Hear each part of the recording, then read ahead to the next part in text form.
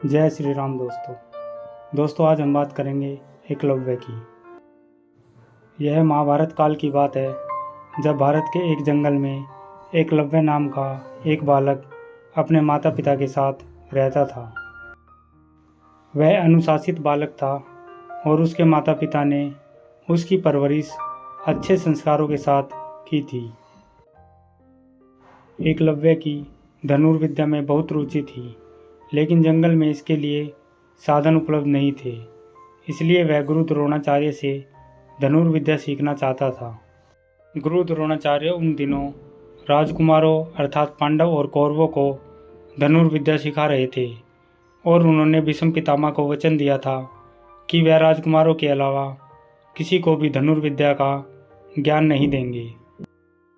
जब एकलव्य अपना निवेदन लेकर गुरु द्रोणाचार्य के पास आया तो उन्होंने उसे अपनी व्यवस्था बताकर वापस भेज दिया। इस पर एकलव्य बहुत दुखी हुआ, लेकिन उसने यह प्रण लिया कि वह द्रोणाचार्य को ही अपना गुरु बनाएगा।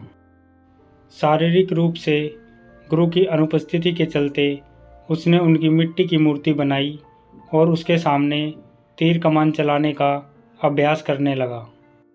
देखते ही देखते वह एक उम्दा धनुर्धारी बन गया। एक दिन की बात है, जब गुरु द्रोणाचार्य अपने शिष्यों के साथ धनुर्विद्या का अभ्यास करने जंगल की ओर आए। उनके साथ एक कुत्ता भी था। उस समय एकलव्य भी जंगल में धनुर्विद्या का अभ्यास कर रहा था। ऐसे में जब कुत्ते को जंगल में एक ओर से आवाज़ आई तो वह उस ओर जाकर भौंकने लगा, जिससे एकलव्य की एकाग्रता भंग होने लगी।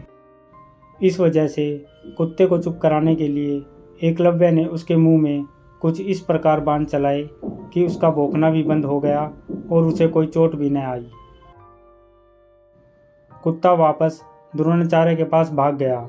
जब उन्होंने कुत्ते को देखा तो उन्हें अपनी आंखों पर विश्वास नहीं हुआ और उन्होंने सोचा कि इतना अच्छा धनुर्धारी कौन है जिसे धनुष बाण की ऐसी विद्या आती है। जब उन्होंने जाकर देखा तो उनके सामने हाथ में धनुष लिए एकलव्य खड़ा था। अपने गुरु को देखकर एकलव्य ने उन्हें प्रणाम किया।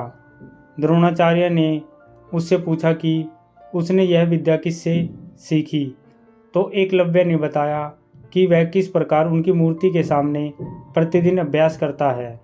यह सुनकर द्रोणाचार्य आश्चर्यचकित हुए। दरअसल गुरु द्रोणाचार्य ने अर्जुन को वचन दिया था कि उससे बेहतर धनुर्धारी कोई नहीं होगा, लेकिन एकलव्य की विद्या उनके इस वचन में बाधा बन रही थी। ऐसे में उन्हें एक युक्ति सूझी। उन्होंने एकलव्य से कहा, वत्स, तुमने मुझसे शिक्षा तो ले ली, लेकिन मुझे गुरु दक्षिणा तो कभी तक नहीं दी। आदेश करें गुरुवर, आपको दक्षिणा में क्या चाहिए?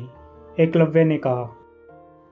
एकलव्य की बात का जवाब देते हुए द्रोणाचार्य ने कहा कि गुरु दक्षिणा में मुझे तुम्हारे दाहिने हाथ का अंगूठा चाहिए। यह सुनकर एकलव्य ने तुरंत अपनी कृपाण निकाली और अपना अंगूठा काटकर गुरु द्रोण के चरणों में रख दिया। इस घटना की वजह से एकलव्य का नाम एक आदर्श शिष्य के रूप में आज भी याद किया जाता है। दोस्तों, सनातन धर्म से जुड़ी ऐसी और भी रोचक जानकारी पाने के लिए हमारे चैनल को सब्सक्राइब जरूर करें। जय श्री राम।